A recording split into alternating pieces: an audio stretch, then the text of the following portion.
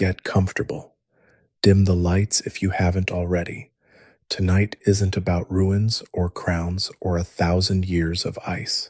Tonight is about something quieter and, in its way, harder to look at directly, which is the question of who Adventure Time was actually made for and why the answer the creator gave in public for years does not quite match what ended up on the screen. Here is the claim, stated as plainly as I can state it, and then we'll spend the rest of the night finding out whether it holds up. Adventure Time was pitched as a children's cartoon, greenlit as a children's cartoon, rated as a children's cartoon, and defended by its own creator more than once, in more than one interview, as a children's cartoon.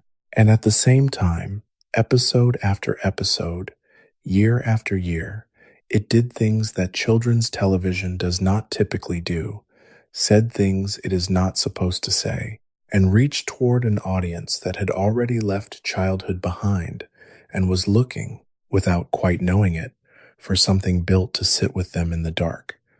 Both of those things are true. That is not a contradiction the show ever really resolved, and I don't think it was trying to. What I want to do tonight is take that tension seriously, instead of flattening it into a slogan, because it's a kids' show that's secretly for adults, is the kind of sentence that sounds sharp and ends up saying almost nothing. The real story is stranger than that, and sadder, and in some ways more hopeful.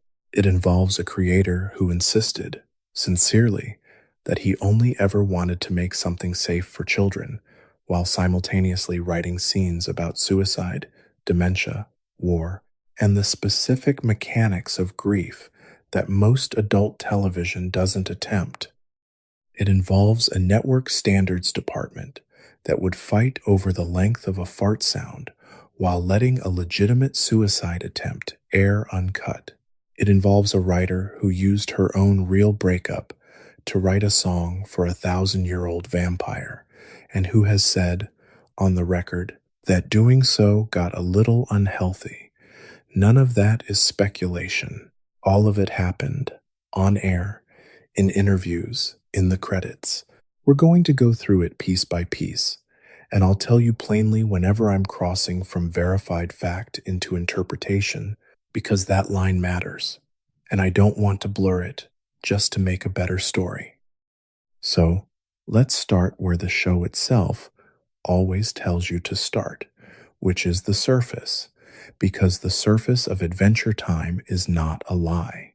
It's just not the whole picture, and the gap between the surface and everything underneath it is exactly what we're here to measure. Adventure Time premiered on Cartoon Network in 2010, aimed squarely, according to its own creator, at children. Pendleton Ward said this again and again across the years the show was running, not as a defensive move after the fact, but as his stated intention from the beginning. In one interview, asked directly whether he was trying to make something more adult underneath the kid-friendly exterior, he answered, without hedging, no, he wanted to make a kids' show, something safe for kids to watch, something kids would be into, and he wasn't interested in doing anything more adult than that. In another interview, he put it even more simply. The show, he said, is for kids more than anyone else. That's a direct quote, not a paraphrase softened for effect. He said it. He meant it, as far as anyone can verify from the outside, and there's no reason to assume he was being coy. And yet, in that same breath, in that same interview where he flatly denied any adult agenda, he immediately followed it with this. But there are a lot of adult themes. Like Jake sees his own death in an episode and contemplates that, and it's really sad. He mentioned it almost as an aside. The way you'd mention a detail you'd forgotten was unusual until you said it out loud. Finn doesn't want Jake to die. Jake tells him he has to deal with it because it's part of life. Ward called this a heavy theme and said he enjoys writing heavy themes because he likes dark humor.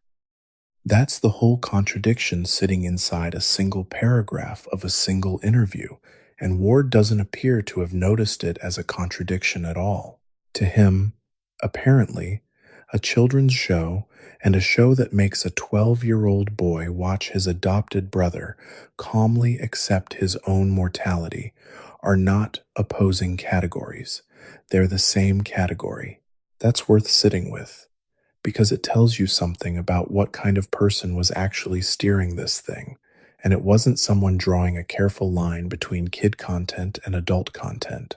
It was someone who didn't fully believe the line existed. There's a version of this story where I tell you Adventure Time was secretly written for adults the whole time, wearing a children's show as a disguise, and the network never noticed. That version is tidy, and it's also wrong. Or at least it's wrong about the intention. The people making the show were not smuggling adult content past their bosses in the way a genuinely subversive show might. Pendleton Ward said outright that he wasn't interested in doing anything more adult, and there's no strong reason to disbelieve him about his own stated goals. What actually happened is stranger than a disguise.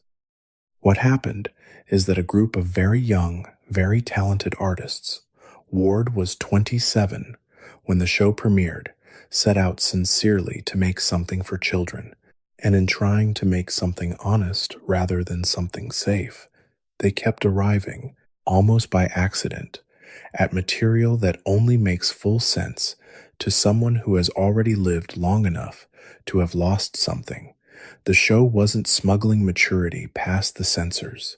It was stumbling into maturity by trying to be truthful, and then discovering, gradually, that truthful and safe don't always occupy the same space.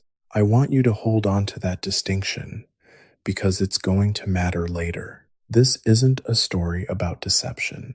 It's a story about what happens when the desire to be honest with an audience runs directly into the assumption that the audience is a child. Before we go further, if you're watching this and you're somewhere with the lights low, tell me where you're tuning in from and what time it is there right now. I like knowing that people all over the place are lying in the same kind of quiet I'm describing this in. Drop it in the comments. Now let's keep going, because the network standard story is where this contradiction gets almost funny, in the specific way that true things about institutions are often funny. Cartoon Network had a standards and practices department, the internal body that exists at every children's network to catch content before it airs and decide whether it's appropriate for the channel's audience, and, just as importantly, for the channel's advertisers. Ward has described, in interviews given while the show was still airing, the actual friction points that came up with that department, not existential dread, not the mechanics of grief. The friction points were things like the length of a fart sound, the number of times the word murder could be said in a scary episode, the general category Ward summarized as too much poop. These are the fights that actually happened in the room, according to the person who was in the room. Meanwhile, in the third season, in an episode centered on a background character named Princess Cookie, the show depicted what critics and viewers who've written about the episode since have described plainly as a suicide attempt. A character stands on a cliff, having lost his wife and son, and the moment plays out with somber music, muted color choices, and a vocal performance from Donald Faison that multiple reviewers have singled out as one of the more affecting guest performances in the show's history. It aired. It aired on a network that was, by its creator's own account, more preoccupied with fart sound duration than with a character standing at the edge of a cliff, having lost everything that gave his life shape. I want to be careful here, because I haven't found a direct quote from Ward or from standards and practices specifically addressing why that scene made it through, while a swear word wouldn't have. That specific causal comparison that the suicide attempt scene faced less resistance than a fart joke is my own observation built from two verified but separate facts: Ward's account of what actually got pushback and the documented content of the Princess Cookie episode. I'm stating the comparison plainly as my own reading of the evidence, not as something the network or Ward has confirmed as a deliberate policy. But the juxtaposition itself, once you know both halves of it, is hard to unsee. Here's another one, verified and specific. Ward has said in an interview about season 4 that the writer's room would not be revisiting the backstory of the war between dogs and rainicorns that the show references in passing, because, in his words, war is a touchy subject in children's television. That's a direct quote. War is touchy. And yet this is a show whose entire cosmology is built on a nuclear and biochemical war that ended human civilization roughly 1,000 years before the events of the series. A war so thoroughly depicted through visual evidence, collapsed highways, rusted military vehicles, a broken fighter jet half buried in a field, a penny in the background of one episode bearing a year in the 21st century that longtime viewers can reconstruct large parts of the timeline just from what appears, uncommented on, in the corners of frames. The show wouldn't touch the dog rainicorn war directly because war is touchy. But the show is standing, at all times, on top of a much larger war, one that ended the entire recognizable world, and it deals with that one constantly, just never through direct battle scenes. It deals with it through excavation instead of depiction, through the discovery of frozen businessmen in an iceberg, through VHS tapes recorded by a man who watched civilization end, through the quiet fact that Finn is, at the start of the show, believed to be the only human being left alive. This is the pattern you're going to see over and over tonight, and I want to name it clearly now so it doesn't feel like a coincidence each time it happens. Adventure Time consistently treated small, surface-level transgressions.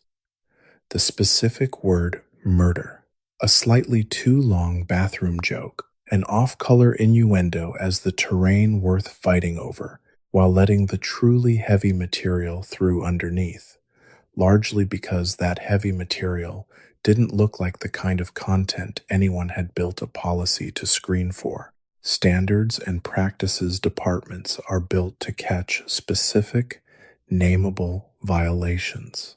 They are not well built to catch a slow, patient, decade-long argument about grief, memory, and the ethics of surviving a catastrophe, because that argument doesn't announce itself in a single scene you can flag. It accumulates. And things that accumulate are much harder to censor than things that spike. That's speculation on my part about the mechanism, and I want to flag it as such. I don't have a documented internal memo explaining why Cartoon Network's standards department let the Mushroom War exist as thoroughly as it does while nitpicking fart sounds. What I have is Ward's own account of what the actual battles were about, and the show's own content, both of which are verifiable. The connection between them, the idea that a slow burn, structurally embedded darkness slips past an institution built to catch discrete violations, is my interpretation of that evidence, not a confirmed internal policy. But it's a pattern that shows up again and again across the show's run, and by the end of tonight, I think you'll see why I keep returning to it. Now, here's where the audience comes in, because a show doesn't get to decide who actually watches it, no matter what the creator intended. And what happened to Adventure Time's audience in the first few years is one of the more well-documented and slightly absurd stories in the history of children's programming finding its actual home. The show built its early reputation in large part on being trippy. That word appears constantly in coverage from the show's first several seasons, almost to the point of becoming a cliche of its own, and more than one critic writing later about the show pushed back specifically against how flattening that label was. But the label existed for a reason.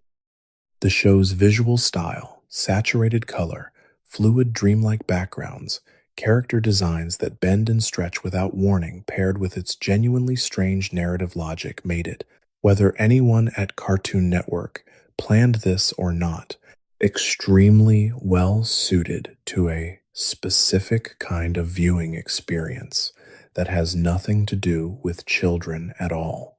College students found it, then the broader culture around that demographic found it. Publications that write about cannabis culture have, for over a decade now, consistently and repeatedly listed Adventure Time among the defining cartoons to watch in an altered state, often specifically citing its color palette, its dreamlike transitions between locations, and what one outlet described as its deeply humanistic themes as reasons it worked so well for that audience. This isn't a fringe claim made by one blog. It's a genre of coverage that exists across multiple outlets, repeated over multiple years, describing the same phenomenon from slightly different angles. A show made, according to its creator, for children, becoming one of the signature pieces of media associated with stoned 20-somethings on couches at 2 in the morning. I want to be precise about what that fact does and doesn't prove. It doesn't prove the show was secretly written for that audience. There's no evidence the writer's room sat down and thought, let's make something for college kids with a bag of weed. What it proves is something more interesting, which is that the show's actual texture, its patience, its willingness to let a scene breathe past the point where a normal children's show would cut away, its comfort with ambiguity, its refusal to resolve every mystery, created an experience that rewarded exactly the kind of slow, immersive, half-meditative attention that a stoned viewer at midnight brings to a screen, and that a hurried child looking for the next joke generally does not. The show wasn't built for that audience on purpose. It was built with enough patience and enough tolerance for stillness that the audience it was actually built for found their way to it, almost as a side effect. And once that audience found it, critics started writing about the show differently. Pendleton Ward himself, in a piece specifically about the show's aesthetic reputation, offered his own description of what he thought the deeper appeal actually was, and it's a description that has been quoted in one form or another by nearly every serious piece of writing about the show since. He said the land of Ooh was Candyland on the surface and dark underneath, and that's why it's compelling. That's a direct quote, and it's the closest thing the show's own creator ever gave to an admission that the kids' show, framing, and the actual emotional content of the show were operating on two different frequencies at once. Candyland on the surface, dark underneath. He wasn't apologizing for that. He seemed to consider it the reason the thing worked at all. There's another quote of his, less widely circulated but just as telling, where he described his favorite emotional state to write toward as feeling simultaneously happy and sad.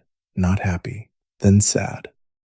Not sad, redeemed into happy, both at once, held together without either one canceling the other out. That's not a children's storytelling instinct in the traditional sense. Children's media, historically, tends to resolve. The villain is defeated, the lesson is learned, the credits roll on something clean. An adult sensibility, or at least a more literary one, is comfortable leaving two incompatible feelings in the same room together and letting the discomfort of that be the point. Ward's stated favorite emotional register is the second kind, and if you go back through the show's most acclaimed episodes with that lens, you'll notice that almost none of them end clean. The Ice King finds out he can't remember writing letters to someone who loved him, and the episode ends with him still not remembering. Nothing is fixed. The expression happened, and that's what the show offers instead of resolution. This is a good moment to talk about who was actually in that writer's room, because the show's tonal ambition didn't come from a vacuum, and it didn't come only from Ward. It came from a specific, unusually stacked group of young artists who used the show, whether they said so explicitly or not, as a place to process real things happening in their real lives. Rebecca Sugar joined Adventure Time as a storyboard revisionist during its first season and was promoted to full storyboard artist within a month based on the quality of her work. She would go on to co-write and co-storyboard some of the show's most emotionally significant episodes, including It Came from the Nightosphere and I Remember You, both of which earned Emmy nominations for Outstanding Short-Form Animated Program. She left the show partway through its run to create Steven Universe, becoming, in the process, the first solo, non-binary creator to run a show on Cartoon Network in the network's 20-year history at that point.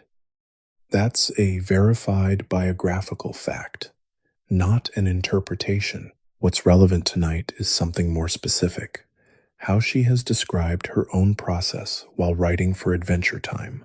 In an interview given at New York Comic Con, she talked about writing the song I'm Just Your Problem, which plays during the episode What Was Missing and is delivered by Marceline as a raw, accusatory piece of music aimed at Princess Bubblegum.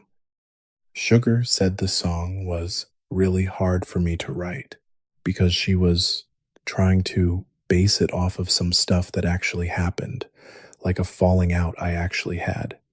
She went further. So I dredged up a lot of really terrible feelings that got, like, a little unhealthy.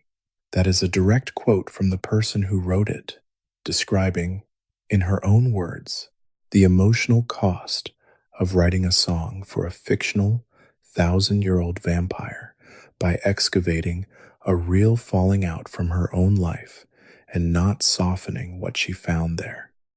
She has also said elsewhere that the show's creative team actively encouraged her to draw on her own life experiences to develop Marceline's character, and that she took writing advice early in her time on the show from colleagues with backgrounds in independent and underground comics who told her directly not to hold anything back. Don't hold anything back. That was the actual advice circulating in the writer's room of a show whose creator was telling journalists in the same years that he wanted to make something safe for kids. Both of those things were happening in the same building, probably in adjacent rooms, and nobody involved seems to have experienced them as contradictory. I think that's because, from the inside, they weren't contradictory. Safety, to the people writing the show, apparently didn't mean sanitized. It meant something closer to emotional honesty, delivered with enough craft and enough surrounding warmth that a child could survive contact with it without being harmed, even if the child couldn't fully metabolize what they were being shown. Whether that's actually a safe thing to build a children's show around is a genuinely open question, and it's one the show itself never really answers. It just keeps doing it, season after season, and trusts that the trying counts for something. It's worth mentioning, because it deepens the picture rather than distracting from it, that Sugar's relationship with the emotional weight of this kind of work didn't end when she left the show. Years later, in 2023, she announced her first personal, non-show related album, describing it as the product of 3 years of sketching, journaling, and what she called, in her own words, a process of healing from extreme burnout and unresolved trauma. I'm not claiming that trauma originated with Adventure Time specifically, and there's no evidence connecting those dots directly. What I am pointing out is the through line. This was someone who was told, as a young artist barely into her 20s, to write from the rawest parts of herself for a show ostensibly aimed at children, who has since spoken publicly about needing years to heal from burnout and unresolved trauma in her creative life. The show asked a lot of the people making it. That's not speculation about content. That's a documented pattern in how its own contributors have described the experience of making it. Kent Osborne, another key writer on the show, sat alongside Ward and Sugar at a public panel where all three offered pieces of writing advice, several of which are worth repeating because they tell you something about the room's actual working philosophy rather than its public relations framing. Ward, at that same panel, said the writers were essentially fanficking their friends, and that they wrote to make themselves laugh, first and foremost, rather than writing with a specific audience's comprehension level in mind. He also said something that I think is the single most honest sentence anyone involved with the show has said publicly about its tonal identity. I like dark places, but we had to pull it back. Had to. Not chose to, out of some careful understanding of what children could handle, but had to, as though the natural gravitational pull of the material, left unchecked, would have gone further into the dark than even this show eventually did. That's worth remembering the next time someone tells you Adventure Time is a whimsical kids' cartoon that occasionally gets a little sad. The people writing it have said, on the record, that sad and dark was the default direction, and restraint was the thing that had to be actively applied. I want to slow down here and actually walk through some of the specific content, because up to this point I've been building an argument out of quotes and context, and quotes and context can only take you so far. At some point, you have to look at what was actually on screen in a show broadcast during children's programming blocks, rated TV PG by its own network, and ask honestly whether the content matches the rating in any way that would satisfy a parent who read the rating and trusted it completely. Take mortality first, because it's the theme Ward himself brought up unprompted when asked whether the show had adult content. In the episode Dungeon Train, Jake is shown a vision of himself decades in the future, white-muzzled, slow, visibly aged, but still recognizably himself. He doesn't panic. He doesn't rage against it. He looks at it, according to how the show frames the moment, with the same curious, accepting attention he brings to everything else in his life, and then he moves on. Later, material confirmed, through context rather than direct depiction, that Jake does in fact die at some point after the main series concludes. The show never shows the death itself. It shows a tattoo. Later, on Finn's chest, in the place over his heart, an image of Jake, present in expanded universe material that takes place after the timeline where Jake is confirmed to be gone. The show placed the evidence and let the audience do the arithmetic. No character sits Finn down and explains that his best friend, adoptive brother, and the only family he'd known since infancy has died. The show trusts you to notice the tattoo, notice the tense of the language used around Jake in later material, and arrive at the loss on your own, without narration, without a very special episode announcing that this is a moment about grief. That is not how children's television typically handles death.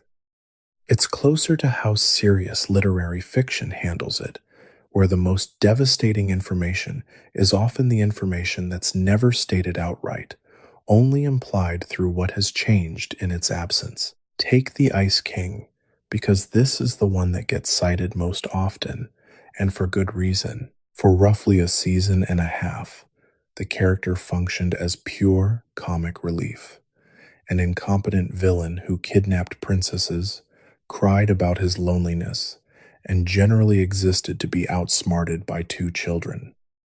Then, in December 2011, in a pair of episodes collectively called Holly Jolly Secrets, Finn and Jake discover a stash of VHS tapes belonging to the Ice King, and on those tapes is a man named Simon Petrikov, coherent, articulate, visibly human in a way the Ice King had never once appeared to be, describing in his own recorded voice the process by which a cursed crown was slowly erasing him and replacing him with something else. From that point forward, every scene involving the Ice King carried a second layer underneath the comedy, whether the writers made that layer explicit in a given episode or not. The novelist Lev Grossman, speaking to NPR about this material, offered a comparison that has since been quoted in nearly every serious piece written about the show's handling of memory and mental decline. He said his own father had been going through Alzheimer's, that his father had forgotten so much of who he used to be, and that watching this cartoon, he found himself thinking, "This cartoon is about my father dying." That is a direct, attributed quote from a working novelist describing a genuine emotional response to what is, on paper, a children's cartoon about a wizard and his penguins. Multiple outlets writing specifically about the show's handling of mental illness have drawn the same comparison independently, describing the Ice King's arc as functioning, whether intentionally diagnostic or not, as an extended and remarkably specific portrait of what it feels like to watch someone lose themselves to a degenerative condition while the people who love them are forced to grieve a person who is still, technically, standing in front of them. I want to be careful and clear about something here, because it matters. The show itself never uses the word Alzheimer's, never uses the word dementia, never frames the Ice King's condition as a direct allegory for any specific real-world illness. That reading comes from viewers and critics responding to the emotional texture of the material, not from an on-screen confirmation by the writers that this was their explicit intent. It is a widely shared interpretation, echoed by multiple outlets, and by at least one working novelist speaking to a national outlet about his own family's experience, but it remains an interpretation rather than a confirmed authorial statement. I'm telling you that plainly so you know where the verified fact ends and the shared reading begins. What is verified is this: the show built, over years, a slow-motion portrait of a man losing his identity to something outside his control, protecting a small child in the process, apologizing in advance for harm he knew he would eventually cause without meaning to, and ultimately becoming unable to remember any of it. Whether or not that was written as a deliberate allegory for a specific illness, it produced, reliably, in multiple independent adult viewers, the exact emotional recognition that people who have watched a loved one decline describe feeling. That's not nothing. That's a show accidentally or deliberately reaching an audience that a 7-year-old watching for the jokes about penguins was never going to reach. Now take the episode most directly responsible for that arc's emotional weight. I Remember You from the 4th season. Its original working title, before it was changed, was simply Help Changed, according to the show's own creative director at the time, because of the obvious Beatles reference, not because the content needed softening. In the episode, Marceline finds an old photograph with a poem written on the back in Simon's handwriting, an apology written in advance, for the outbursts his crown-induced madness was already beginning to cause, asking for forgiveness for things he hadn't done yet, but somehow already knew he would. She sings it back to him. He listens, participates in the performance of a song built from his own words, and understands nothing about what it means. This episode, like Holly Jolly Secrets, is frequently cited by critics and fans as among the strongest half hours of animation the show ever produced, and its musical centerpiece was composed by Rebecca Sugar and performed by Olivia Olson, whose own musical background as a singer informed the specificity of the vocal delivery. None of that is speculative. What I'll add, clearly labeled as my own reading, is this: an episode built around a person hearing their own forgotten words, sung back to them by someone they can no longer recognize, is not, on any reasonable definition, a story constructed for the comprehension level of a young child. A child can watch it and feel that something sad is happening.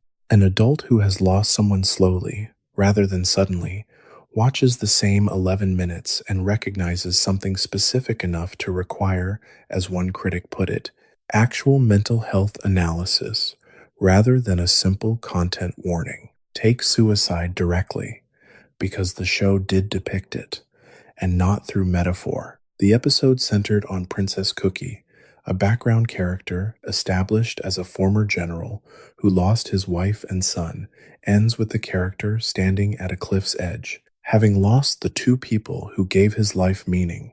In a scene, multiple retrospectives on the show's saddest moments describe explicitly as a legitimate suicide attempt, staged with somber music and understated, respectful visual choices rather than played for shock or comedy.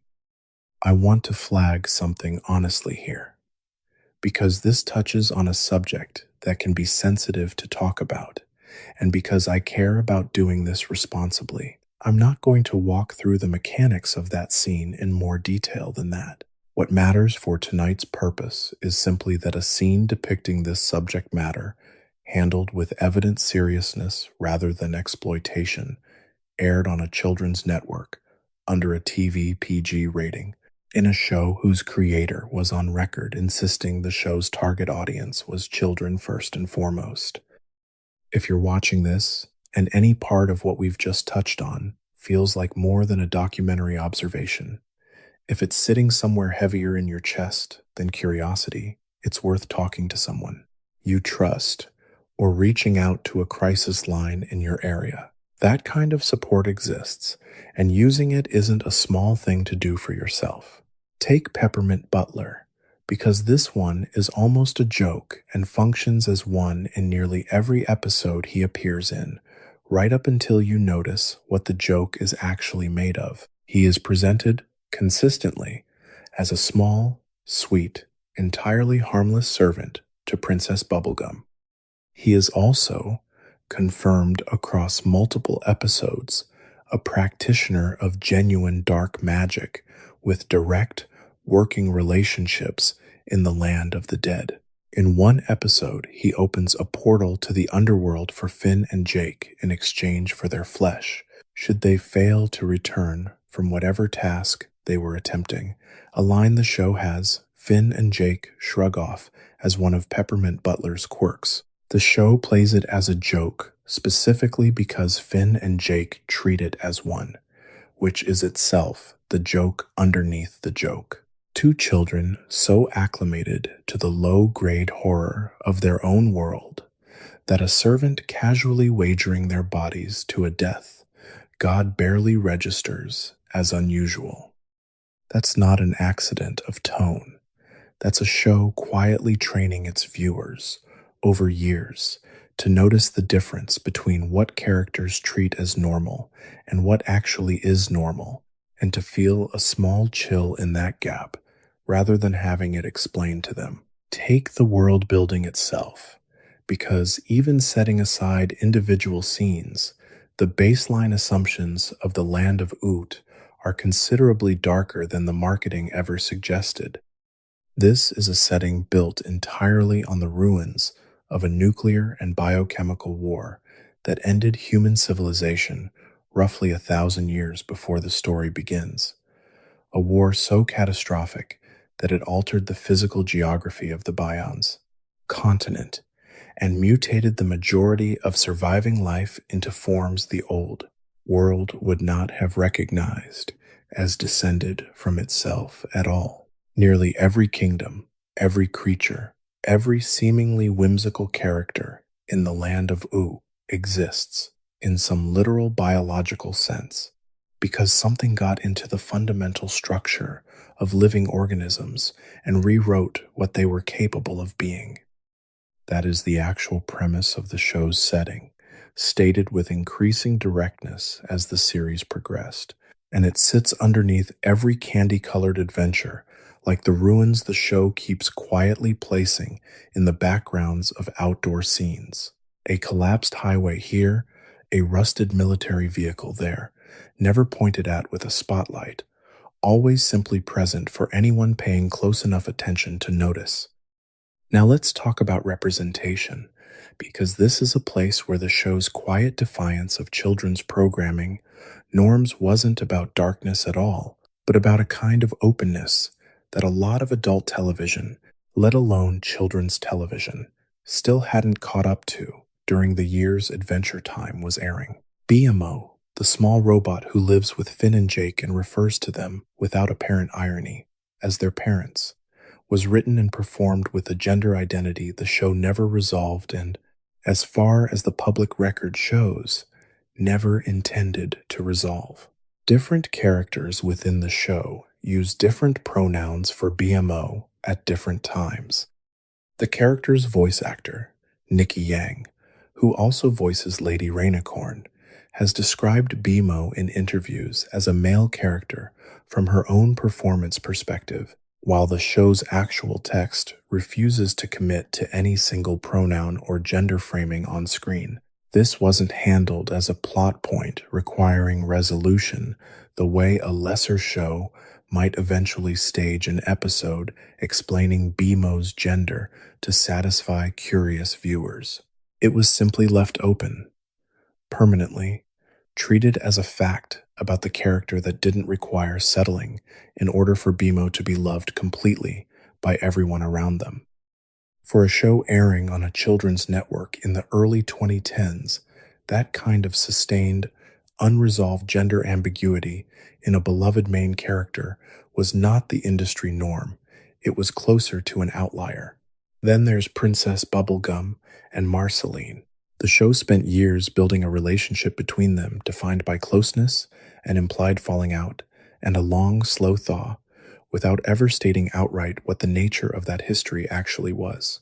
In the third season episode, What Was Missing, the material became explicit enough largely through the song Rebecca Sugar, described drawing from her own life, to write that it sparked significant public discussion among viewers who felt confident they were watching a queer relationship being depicted carefully through subtext rather than direct statement, likely because of exactly the kind of network sensitivities that were fighting over fart sound duration elsewhere in the building. Years later, in the series finale, Come Along With Me, the show removed the ambiguity entirely. The two characters kissed on screen. It was confirmed, plainly, without hedging, in a story that had been building toward it since a season 3 episode that most young viewers of the show would have watched years earlier without necessarily understanding what they were watching. This wasn't shock content. It was the patient, careful completion of a relationship the show had been developing the entire time on a network built to serve children, using a level of restraint and long-form storytelling patience that plenty of adult prestige dramas don't bother with.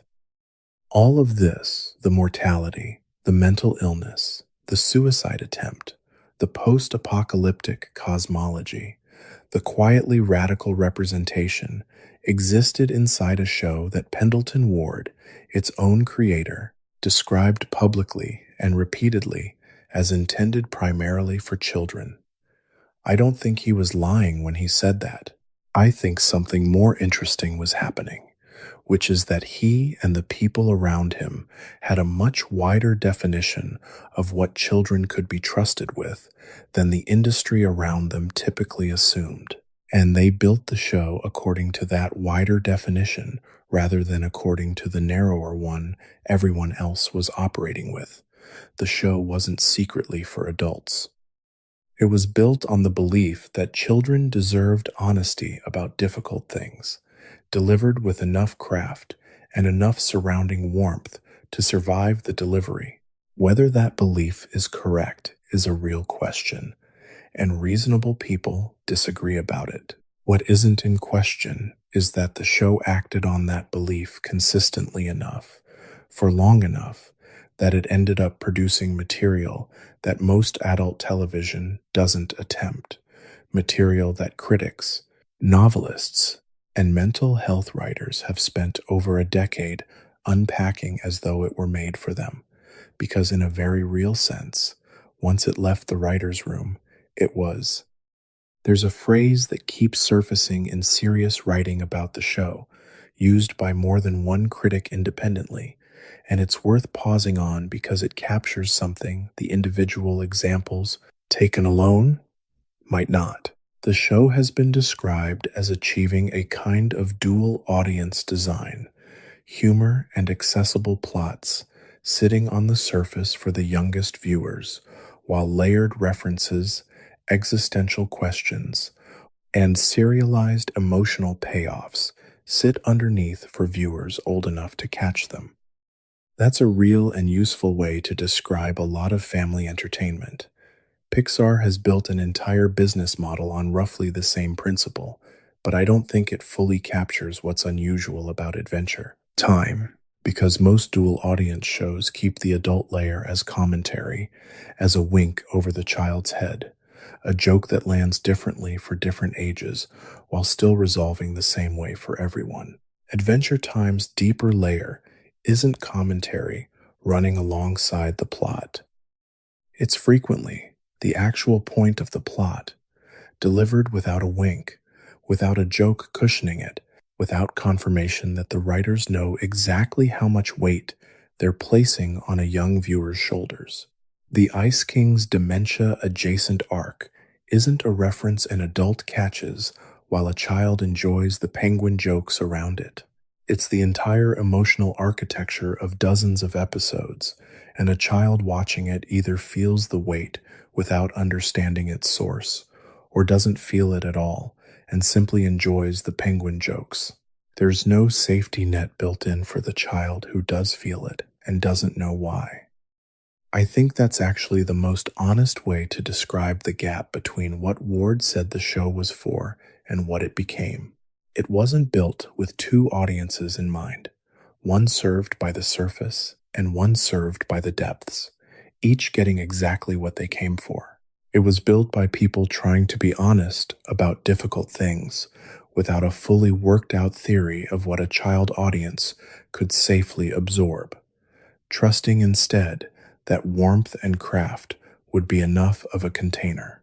Sometimes it clearly was enough. Sometimes, and this is where I have to speak carefully, because it edges toward speculation about audience psychology that the show itself never measured or confirmed. It's worth wondering whether a genuinely young viewer absorbed some of this material the way you absorb weather, present, real, shaping the day, but not fully understood, filed away to be recognized later, the way Lev Grossman recognized his father's Alzheimer's in a cartoon he was presumably watching as an adult, or the way countless people who grew up with the show have described in the years since going back to specific episodes as adults and being staggered by content they remembered fondly as children without ever having processed what it was actually depicting.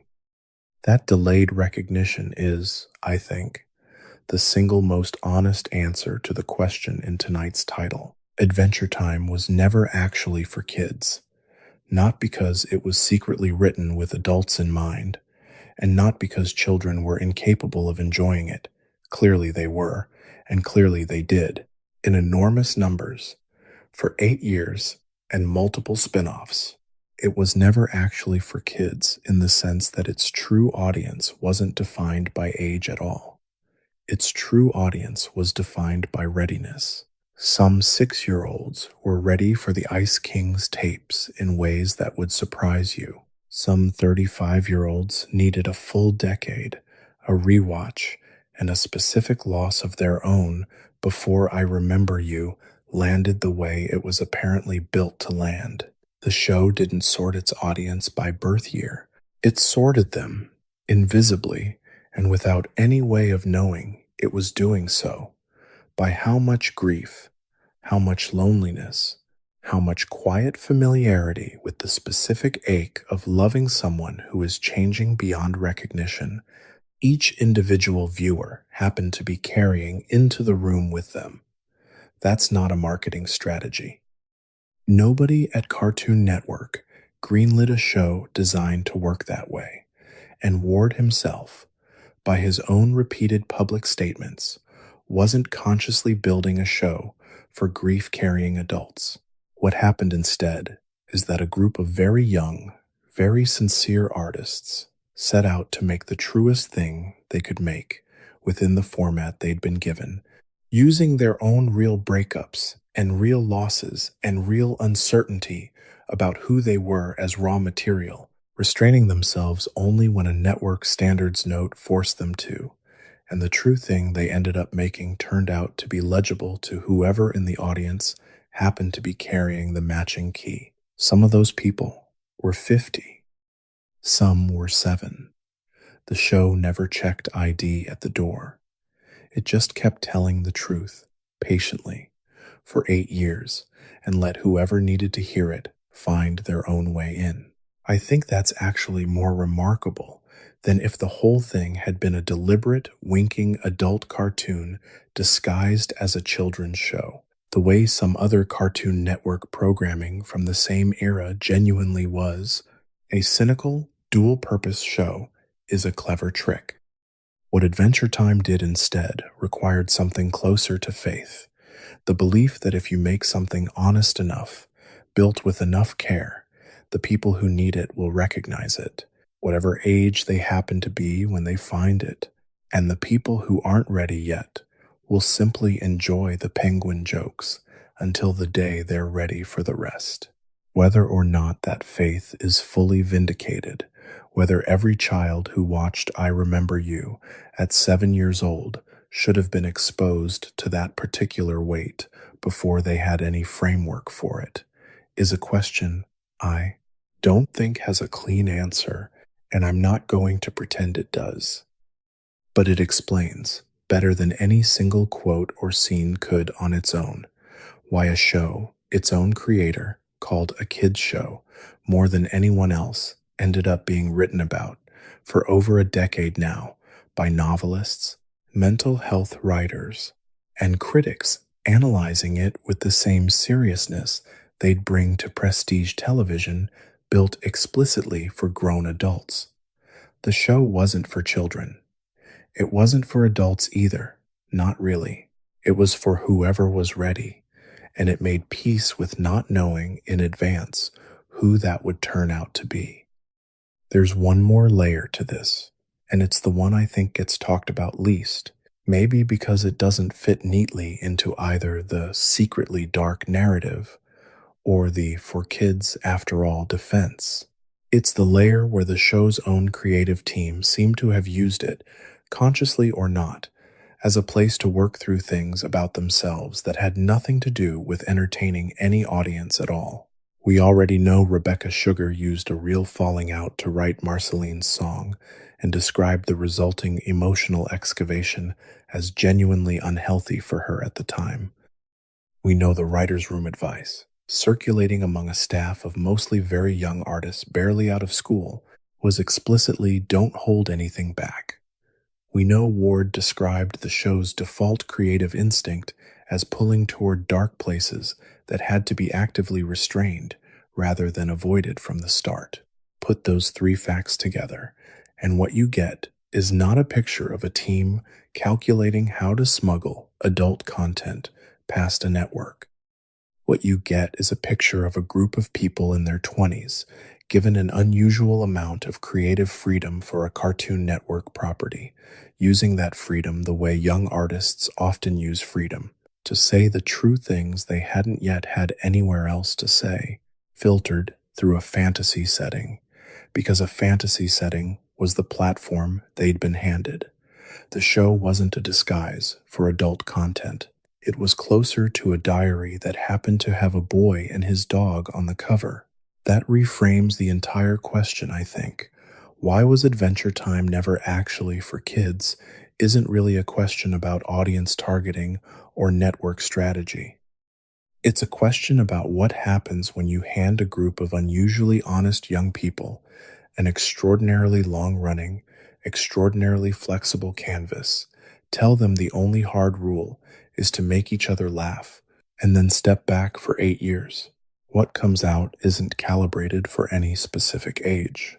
What comes out is whatever was actually inside the people making it, at whatever age they happened to be while they were making it, and Ward himself was not far removed from childhood when the show began.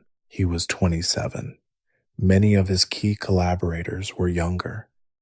The show grew up in real time, its writers changing and maturing alongside it, and the material deepened accordingly, not because anyone made a strategic decision to age up the content for a maturing fan base, but because the people writing it were, themselves, aging, losing things, falling out with people, falling in love, figuring out their own identities in ways the show reflected back, without always naming directly. Jeremy Shada, who voices Finn, was 13 years old when the show began recording, and the production made the decision verified, documented, not a fan theory to let his voice change naturally across the show's run, rather than replacing him or disguising the shift. Finn's voice gets audibly deeper as the seasons progress, because the actor voicing him was going through actual adolescence during actual production, and the show built that reality into the character rather than working around it. Finn ages from a 12-year-old at the start of the series to a young man in his late teens by its end, and part of what makes that aging feel so unusually convincing compared to most long-running animated shows where characters remain frozen at a fixed age indefinitely, is that the show wasn't performing maturation. It was documenting it because the maturation was actually happening in the recording booth to a real kid growing into a real young man in real time. I think that fact, more than any single dark theme or mature joke, is the clearest evidence for tonight's argument. A show that was only ever meant for children doesn't need its lead actor to age into his voice on mic and let that reality bleed into the character rather than papering over it. A show built purely for entertainment, indifferent to whether the audience grew alongside it, would have recast or pitch corrected around the problem, the way most productions do. Adventure Time let the growing up happen on screen in real time because growing up was one of the actual subjects the show was interested in, not a production inconvenience to be managed around. It wasn't trying to stay a children's show. It was trying to stay honest. And honesty, over 8 years, meant becoming something that grew up alongside its own cast and its own writers, whether or not that matched the label on the rating card. So, where does that leave the original claim? Adventure Time was never actually for kids. I think, by now, you can see why I don't mean that as a gotcha, and I don't mean it as an accusation against Pendleton Ward, who by every available account sincerely believed and kept insisting publicly that he was making something safe and appropriate for children. I mean it the way you'd mean it about a letter someone wrote to a specific person that ended up, because it was honest enough, meaning something to everyone who eventually read it. The show was addressed to children. It was written by people who couldn't help but be honest, in the specific and costly way honesty tends to demand of young artists given real freedom for the first time. And honesty, it turns out, doesn't check the age of whoever's listening before it decides what it's going to say. Rest for a second with that. We're going to go a little further down into the specific mechanics of how the show handled loneliness before we come back up and close this out.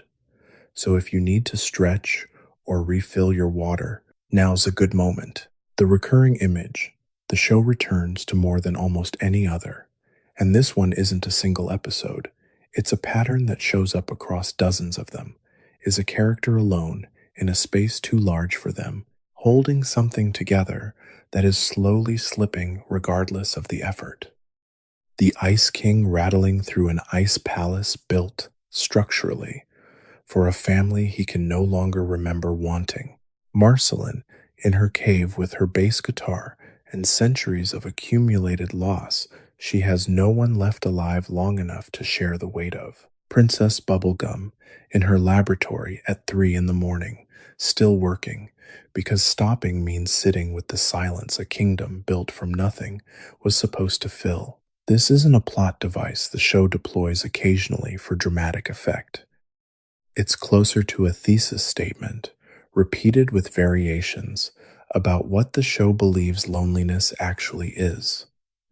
Not a character flaw, not a temporary obstacle to be solved by the next adventure, but a structural condition of having survived something, of having outlived people, of having built an identity around responsibilities that leave no room for anyone to take care of you in return. A genuinely child-oriented show tends to treat loneliness as a problem with a solution, arriving by the end of the episode, make a friend, learn to open up, credits roll.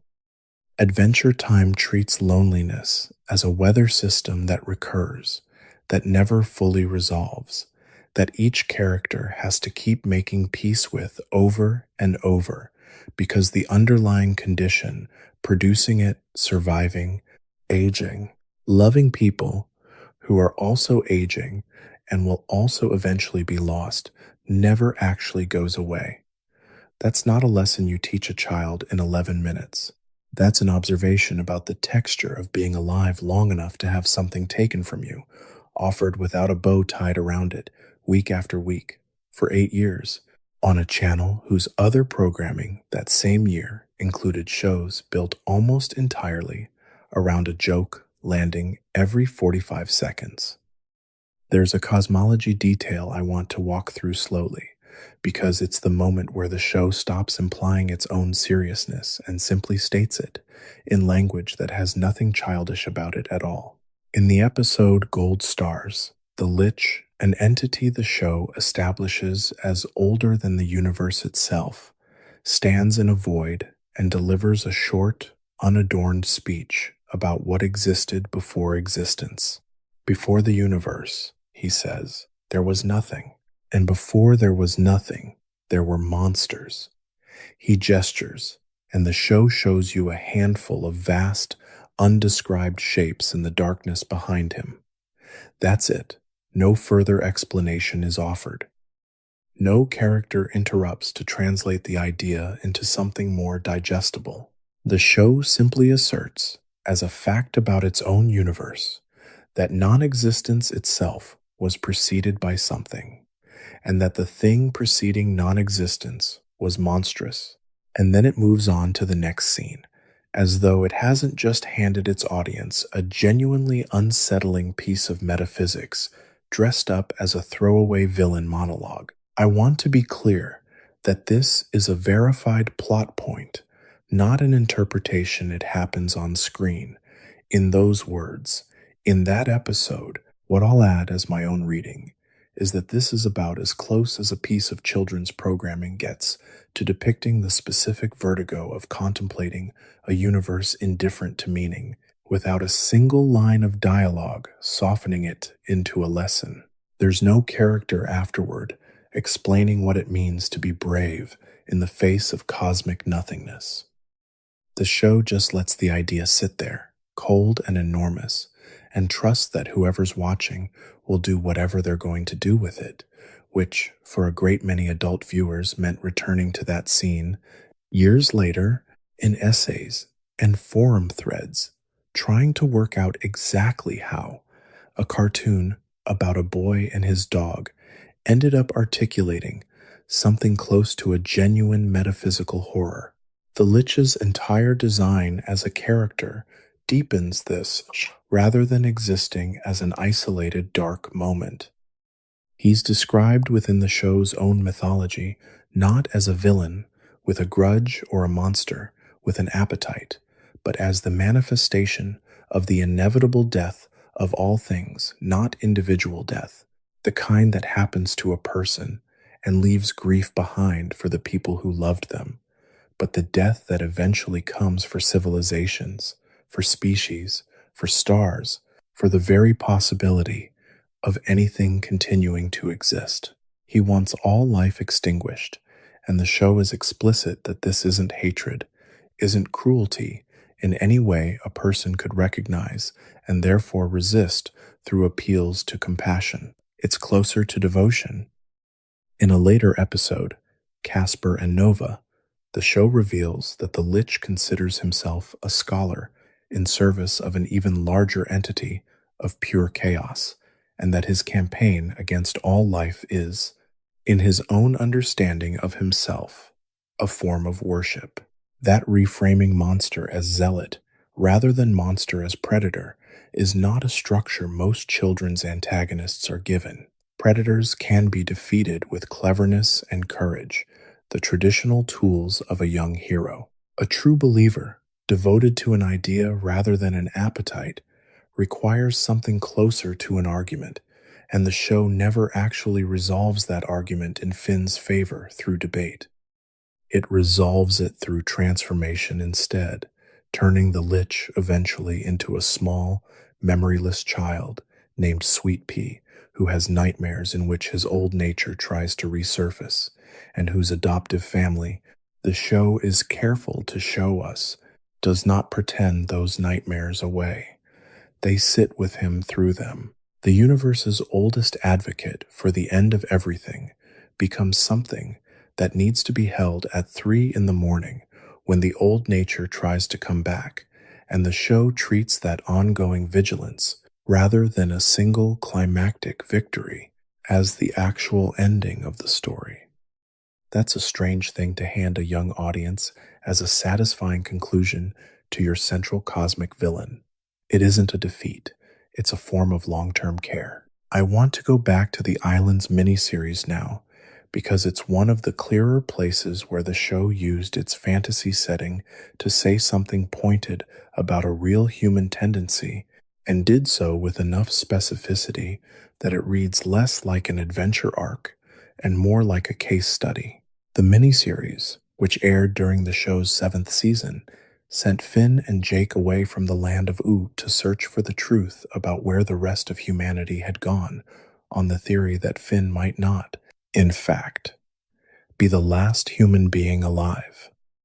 What they found was a settlement of human survivors living on a chain of islands, deliberately isolated from the dangerous, magical mainland, governed by an ethic of caution above nearly everything else. Finn's biological mother, Minerva Campbell, was there a doctor who had, at some point, uploaded her own consciousness into a network of robotic helpers in order to extend her ability to care for the people under her responsibility indefinitely. The show frames her as genuinely, deeply loving. It also frames her, without contradiction, as having built a community that was safe, contained, and not fully free, because her caution, however well-founded given the state of the outside world, had calcified into a structure that limited the very people it was meant to protect. Finn recognizes this. The show has him name it gently, without turning the moment into a condemnation of his mother, and eventually the community lets him leave. There's no villain in this arc. There's no monster to defeat.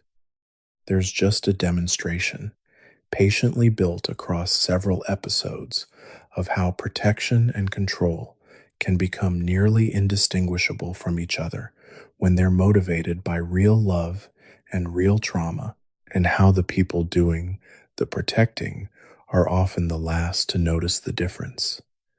That's not a theme aimed at 7-year-olds working out how to share toys. That's a theme aimed at anyone who has ever been on either side of a relationship where safety and freedom were quietly, unintentionally placed in competition with each other.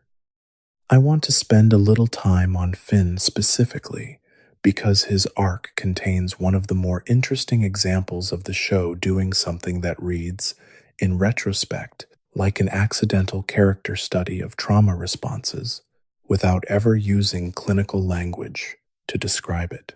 This next part I want to flag clearly as interpretation rather than confirmed authorial intent, because the show itself never diagnoses Finn with anything, and no writer has gone on record saying they built his behavior around a specific clinical framework.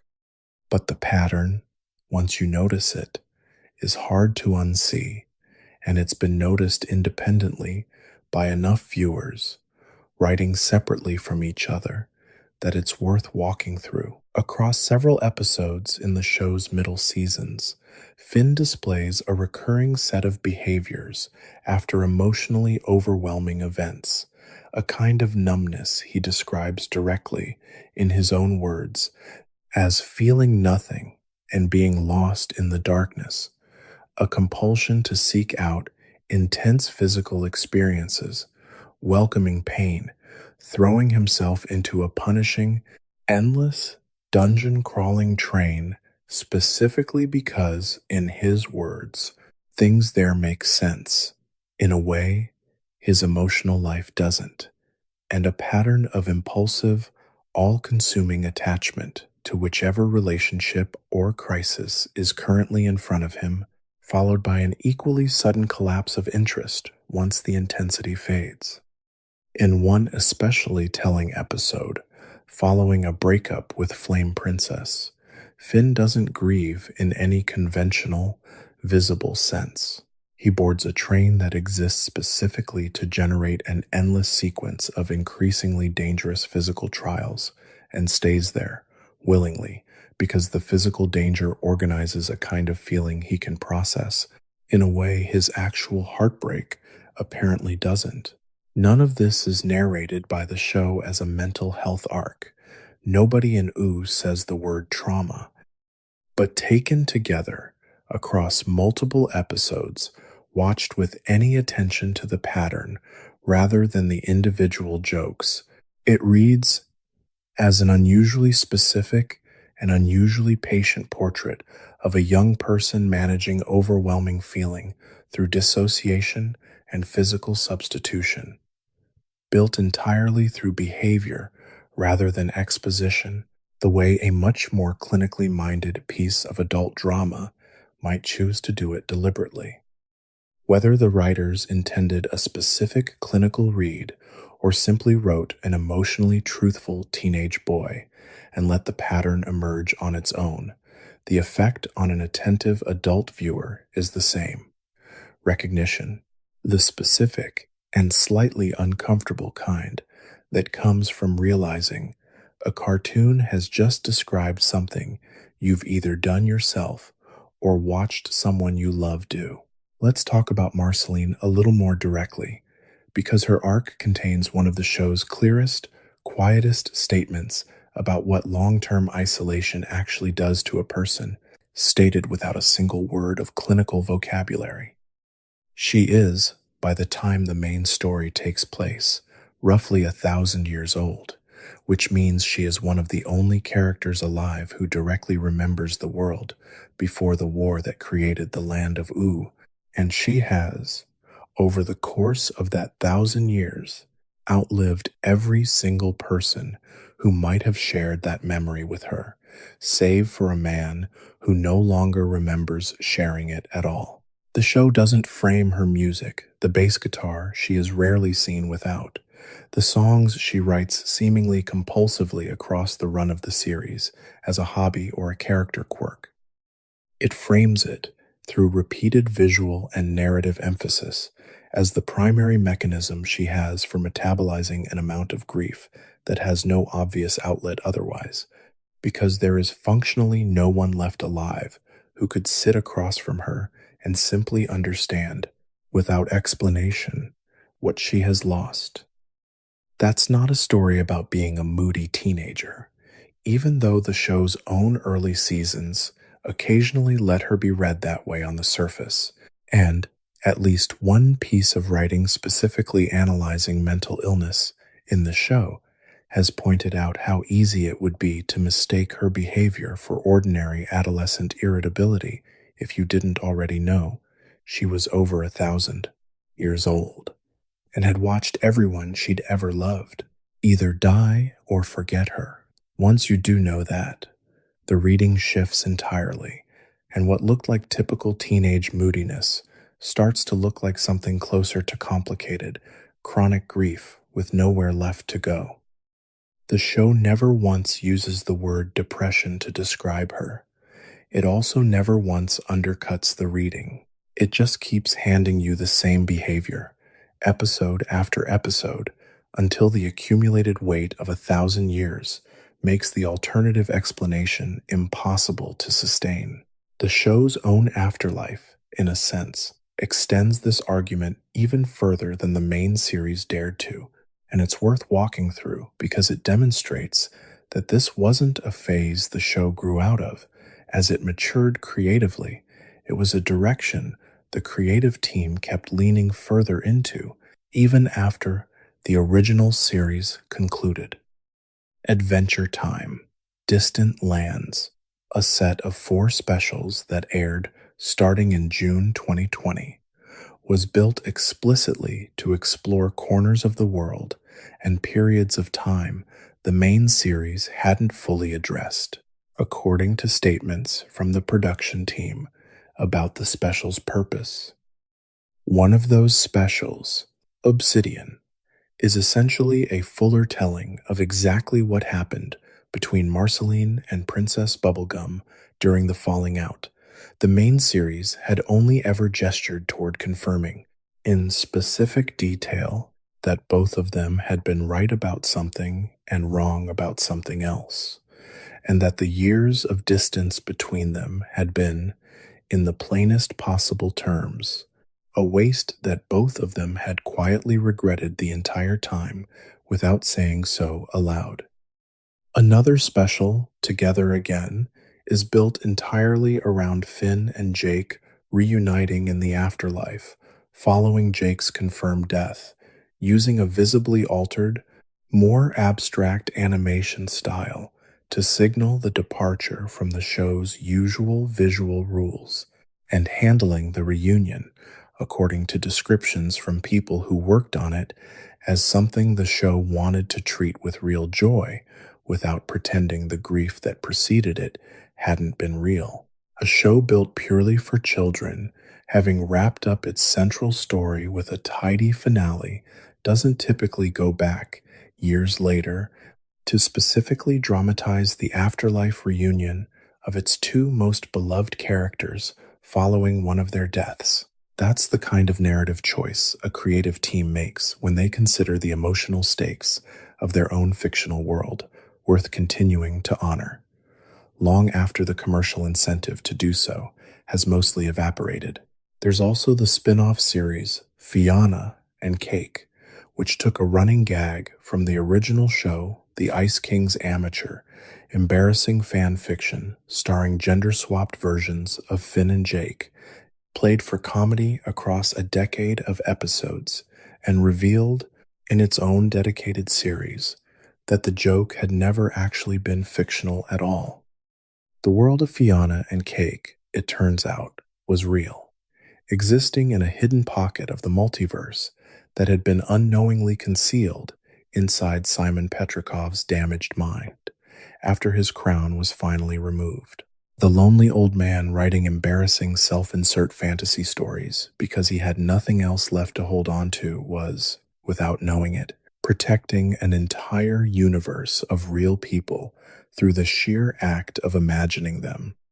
I think that's worth sitting with for a moment, separate from anything else tonight, because it's one of the more quietly moving statements the franchise ever made about creativity itself. That the things a grieving, diminished, unglamorous person makes up to survive their own loneliness, it might be more real, might matter more than they themselves are capable of understanding while they're making it. Simon didn't know he was protecting a universe. He just knew he needed somewhere to put his loneliness that wasn't grief.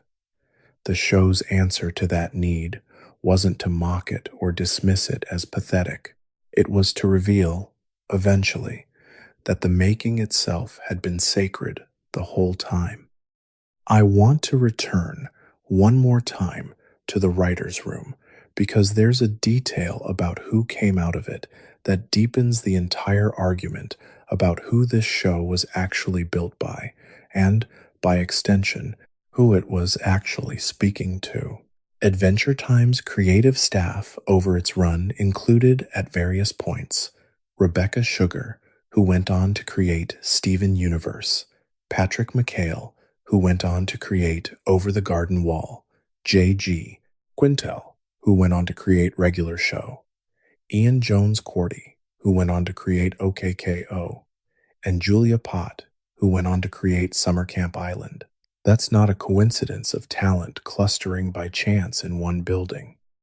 That's a documented, traceable lineage of some of the most acclaimed and emotionally ambitious animated television of the following decade, all of it produced by people who cut their teeth writing for a show that its own creator insisted was for children more than anyone else.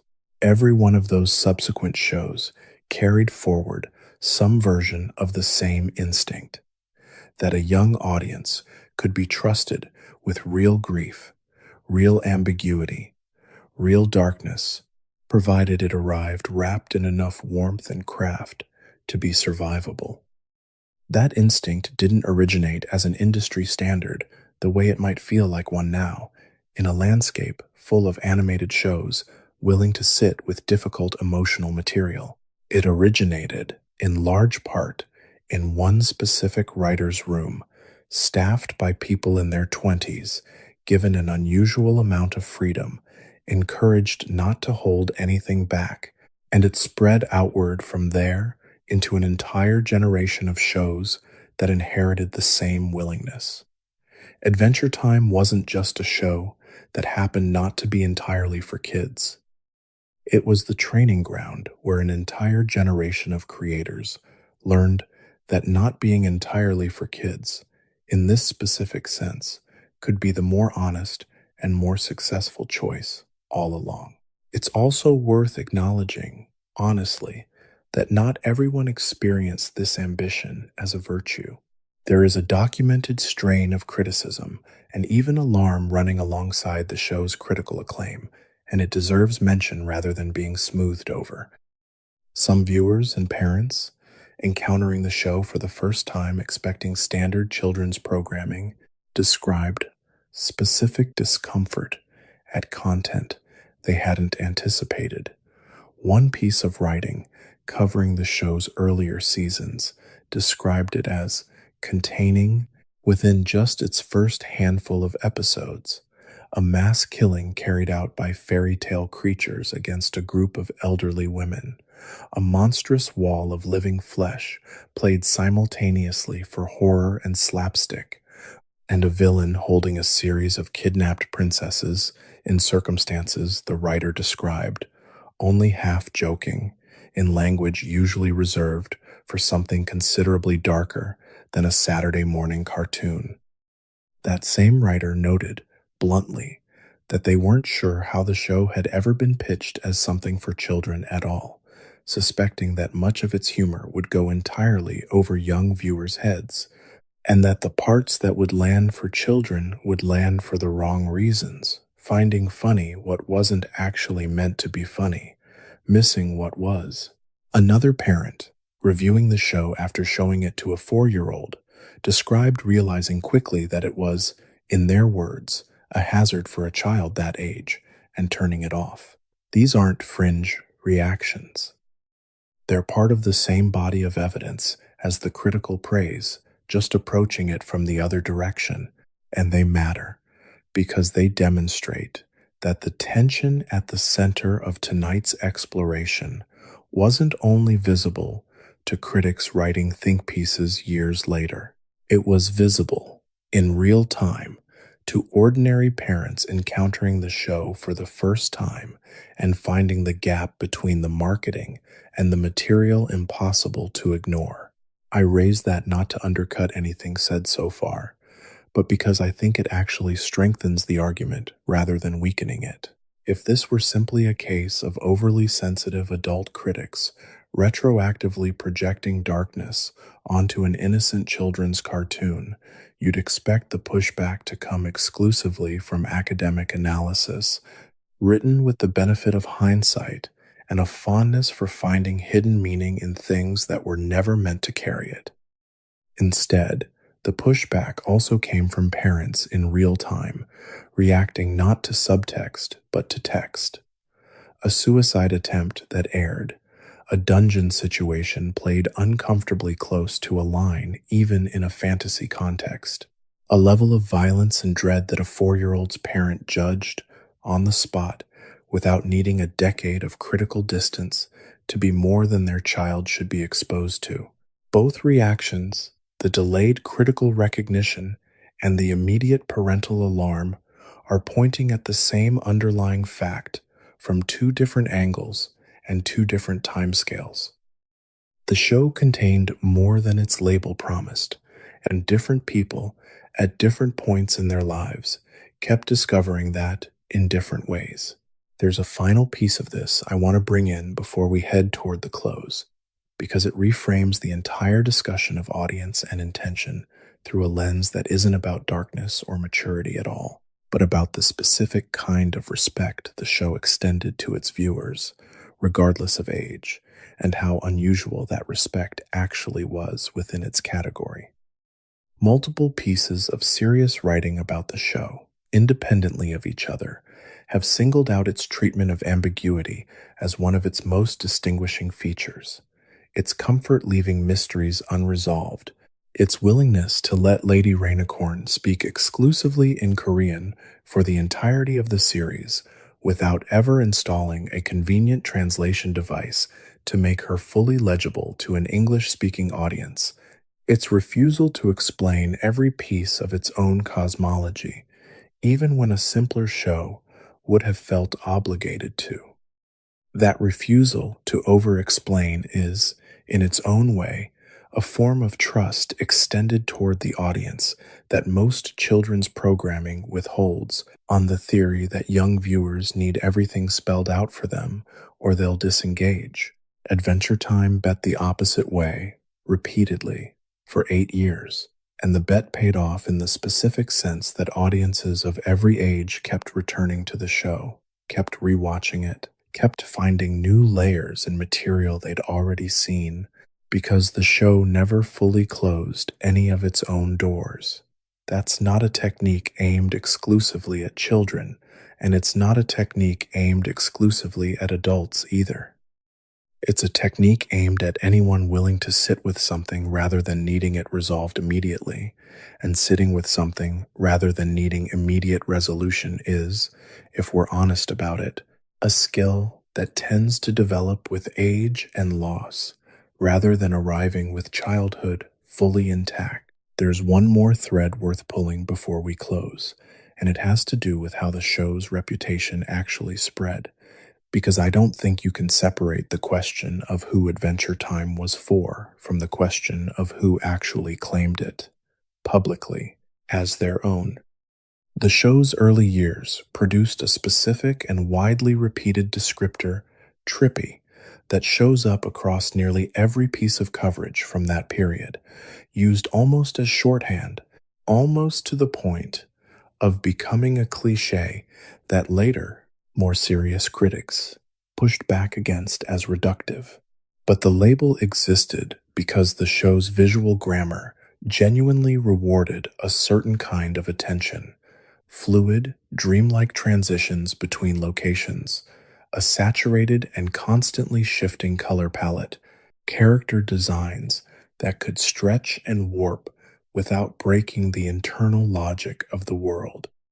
That visual grammar, combined with a narrative style comfortable with abrupt tonal shifts and loose, associative structure, made the show an unusually good fit for late-night viewing in altered states, and multiple outlets writing specifically about cannabis culture have, independently and repeatedly, across more than a decade, named Adventure Time among the defining shows for that specific viewing context, citing its color work, its dreamlike pacing, and, more than once, its surprising thematic depth as the reasons it worked so well.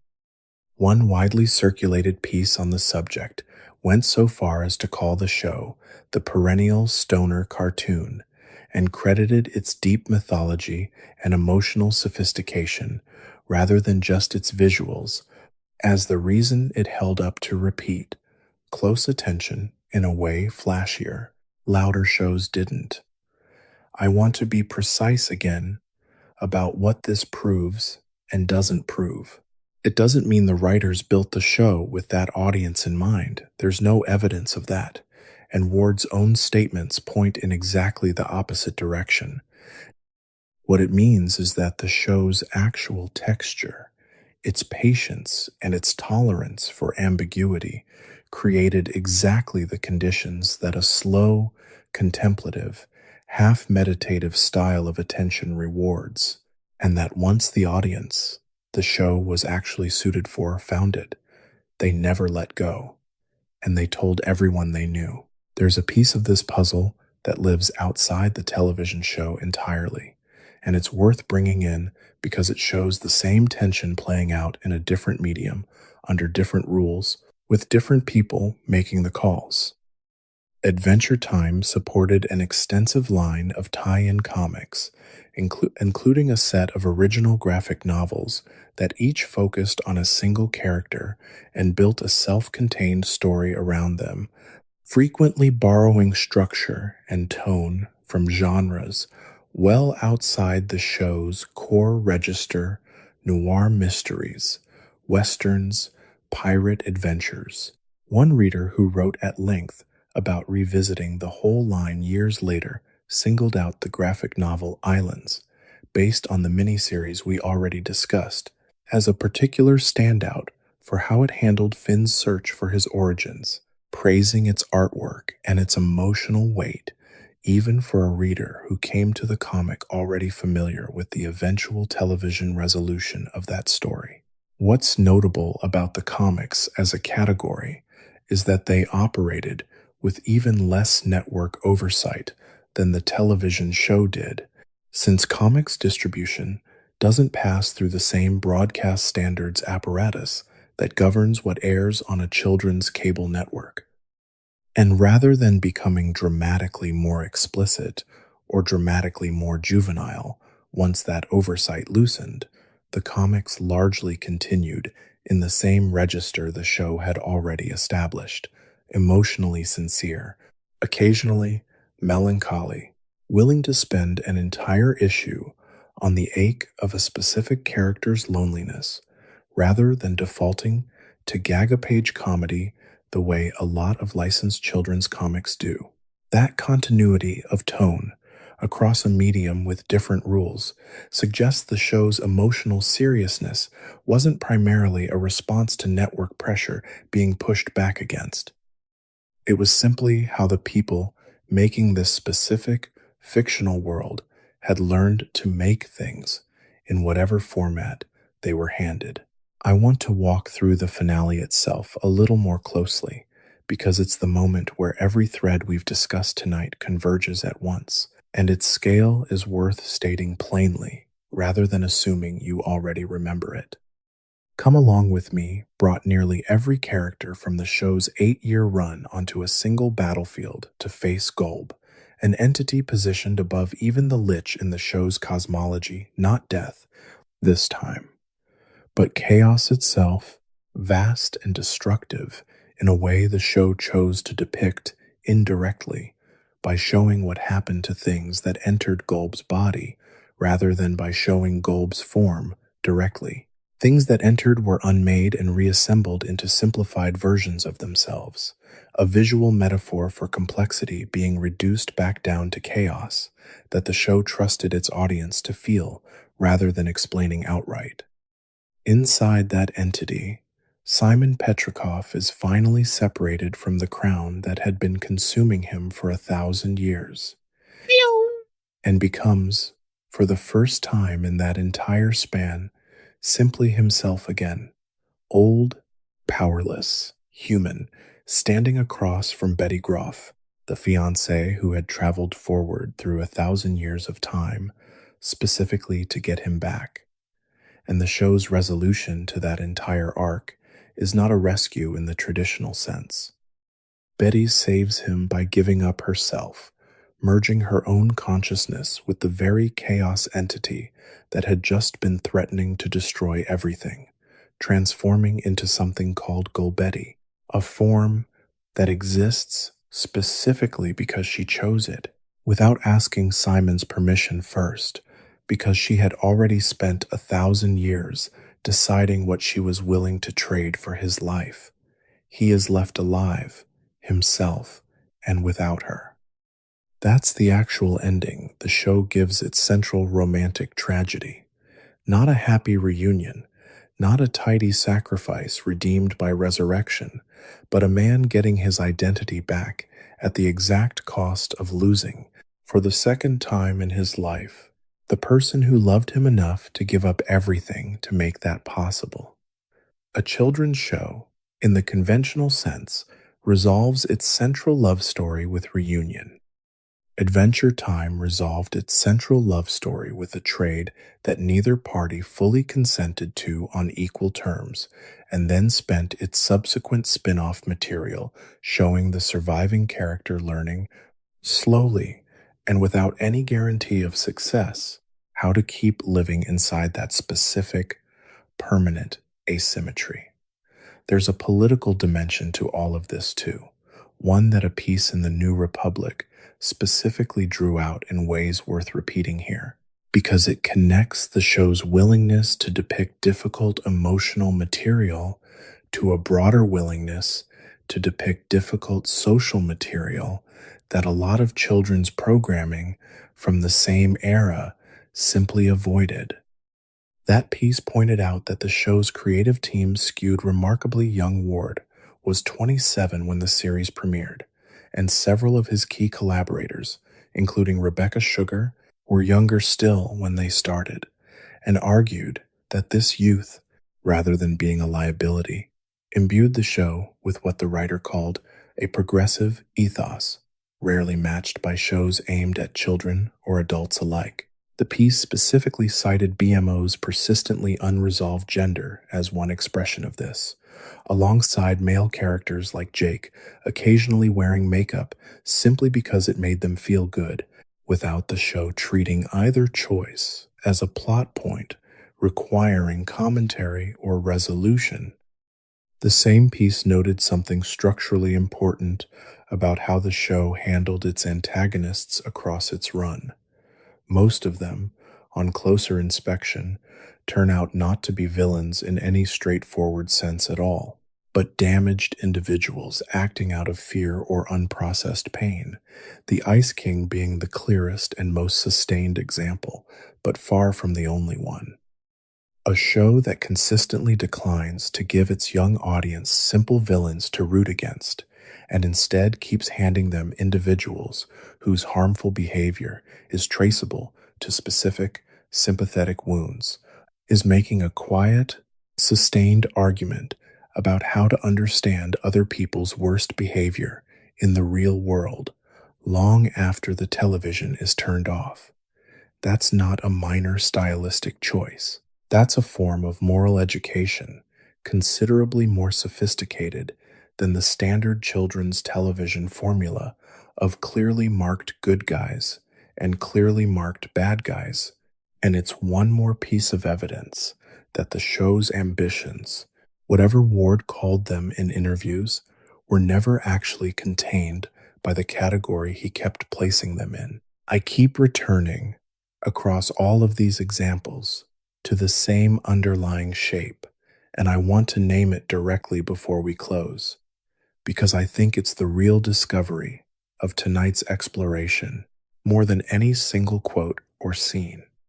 Every one of these choices, the unresolved mysteries, the sympathetic villains, the unnamed gender, the grief that never fully resolves, the metaphysics delivered without a lesson attached, the love story that ends in trade rather than reunion, shares a common refusal. The show consistently refused to simplify things down to the level most children's programming assumes its audience requires. It refused not out of defiance, not as a deliberate transgression against its own network, but because the people making it seem to have simply believed, as a working assumption baked into how they built every episode, that complexity delivered honestly is more respectful and ultimately more useful to a young mind than simplicity delivered as protection. Whether that belief is correct, whether every viewer who encountered this show as a genuinely young child was well served by it, is a question this exploration can raise, but can't settle. And I don't think the show itself ever fully settled it either. What the show did instead, consistently, for 8 years, was choose complexity every single time it had the option to choose otherwise, and trust that whoever was watching would take from it whatever they were capable of taking, and come back later, if they needed to, for the rest. I want to close by returning to where I started, because I think the shape of the whole argument is clearer now than it was at the beginning. Pendleton Ward said, more than once, plainly, that he wanted to make a children's show, that the show was for children more than anyone else, that he wasn't interested in doing anything more adult. I believe he meant every word of that. And in the same breath, describing the exact same show, he told a journalist that Jake sees his own death and has to deal with it, that this is a heavy theme and that he likes writing heavy themes because he likes dark humor. He said the show was Candyland on the surface and dark underneath, and offered that description not as a confession, but as an explanation for why the thing worked at all. His writers described being told not to hold anything back, described using their own real grief and their own real breakups as raw material, described the process as sometimes genuinely unhealthy for them personally. The network fought over fart sound duration, while a suicide attempt aired with somber music and a respected guest performance. A novelist watched a cartoon about a wizard and his penguins and thought, unprompted, that it was about his father dying of Alzheimer's. A lead actor's literal adolescence was folded into his character rather than hidden from the audience. None of these people were lying about what they thought they were making. What they were actually making outran the label, consistently, for 8 years, because the people making it valued honesty over containment. Every single time those two values came into conflict, and they came into conflict constantly. That's the real answer to why Adventure Time was never actually for kids.